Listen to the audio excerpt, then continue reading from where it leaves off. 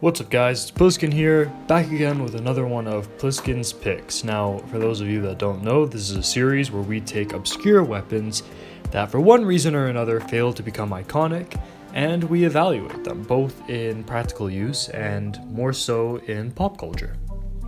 Today we're going to be going over an obscure rifle that really shouldn't be that obscure in both practical use and pop culture, and that rifle is the Galil.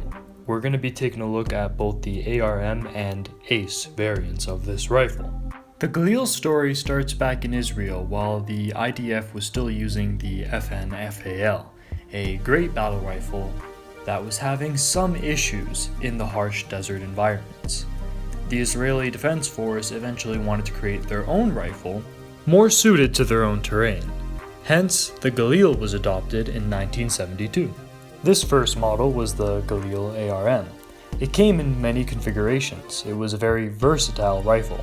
The lightest SAR variant weighed around 8.2 pounds, while the heaviest variant, which was a 308 sniper variant, weighed in at 14 pounds.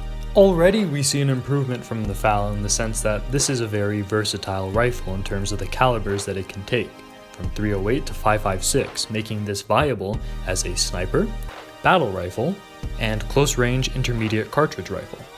The Galil closely resembles an AK. In fact, many would call it an improvement upon the AK.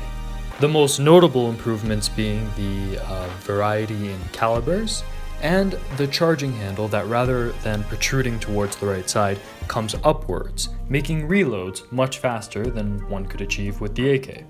Both rifles use a long piston gas system. Now, this is a very reliable system, but can contribute to recoil as your charging handle reciprocates back and forth across a relatively large space. However, the Galil mitigates this recoil with intense weight. The heaviness of a Galil would eventually be its downfall though, as it was replaced later on by the M16/M4 series of rifles.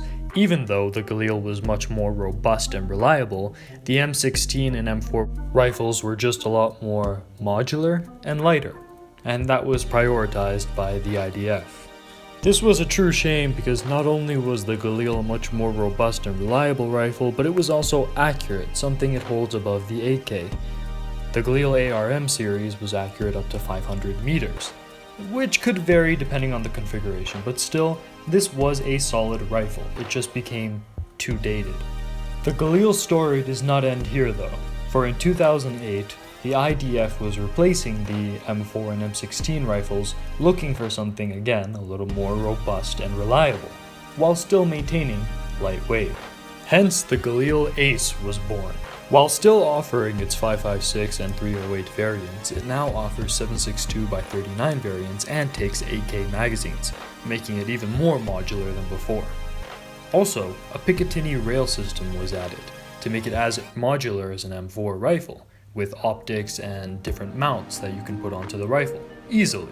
There were also many other ergonomic improvements, such as a bolt release, the left-sided charging handle, which makes reloads faster if you want to use it that way, and a slightly decreased weight, bringing it to around 8 pounds, which isn't that much of an improvement, but still an improvement nonetheless. This is a very hybrid type of rifle. It takes elements from the AK like the OG Galil, it takes elements from the AR-15 like the modularity, it brings in a left-sided charging handle, and it has a dust cover that's reminiscent of how it works on the FNC.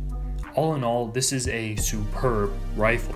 However, even with its great improvements on its course to modernization, the Galil Ace still wasn't chosen to be the IDF's new rifle. Let's look at why. Another rifle was competing with the Galil Ace. This rifle is the Tavor.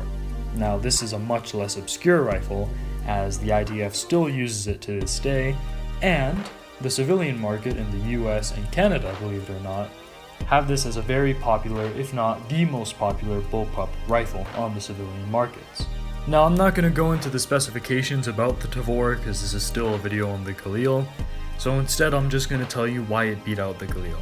It's lighter, just as robust, just as modular, and the bullpup configuration makes it a lot more convenient and versatile for soldiers to carry.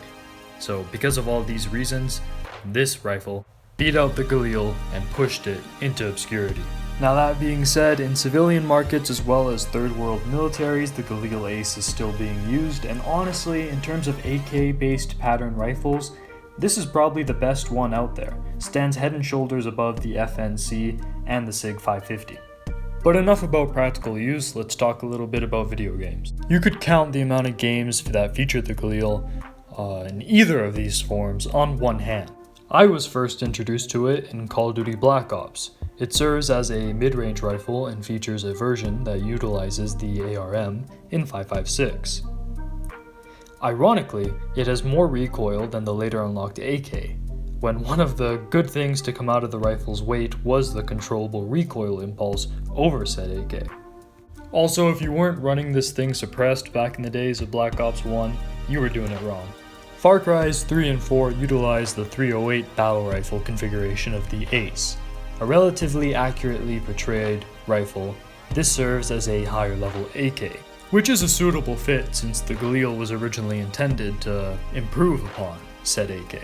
It's the strongest assault rifle in the game, but it's held back by its combat-only applications. Other Ubisoft games like Watch Dogs and Splinter Cell also include the Ace in its 308 variant.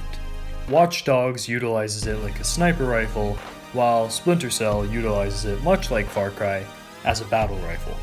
I also want to mention really fast that Metal Gear Solid 5's default MRS-4 rifle, while still looking the most like an FNC, borrows the left-sided charging handle from the Galil Ace design.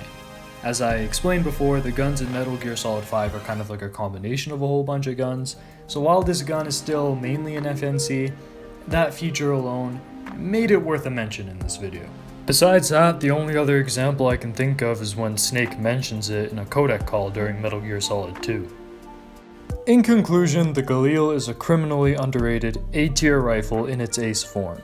The weight is an understandable limitation in practical use, however, such a unique and modular rifle should appear more often in the digital medium. Films occasionally include the rifle, but like games, the rifle still doesn't hold a presence. This gun absolutely deserves more screen time and practical usage alike. Hopefully, the civilian firearms market and video games can save this rifle from falling into the ever-deep pit of obscurity. Alright guys, this has been Pliskin. Let me know if you know the Galil from any other medium than the ones that I mentioned. Honestly, I'm curious to know how well known this rifle truly is. If you have an obscure rifle you want me to go over, an obscure pistol, or something else you want me to talk about, let me know, because I'm really having fun with these, and in quarantine, there's not much else to do. Anyways, until next time, this has been Pliskin, over and out.